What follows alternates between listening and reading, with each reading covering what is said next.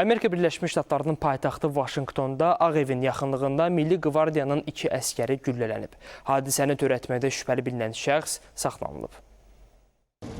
Amerika Birləşmiş Ştatlarında şükranlıq bayramı ərəfəsində Vaşinqtonun mərkəzi ağır insidentlə sarsıldı. Ağ Evin yaxınlığında 17-ci küçədə Milli Qvardiyaya məxsus 2 hərbiçi atəşə tutuldu.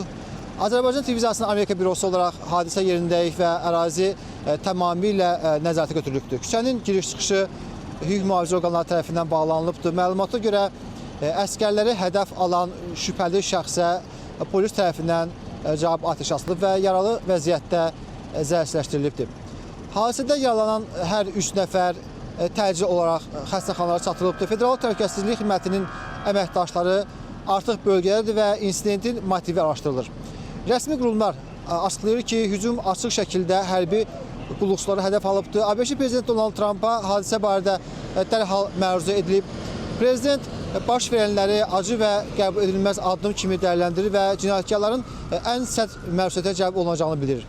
İnsidentdən qısa müddət sonra Prezident ölkə paytaxtında təhlükəsizlik tədbirlərinin gücləndirilməsi ilə bağlı göstəriş verib. Verilən tapşırığa əsasən Vaşinqtonda xidmət aparan Milli Qvardiya qüvvələrinin sayı əlavə 500 nəfər artırılıbdır.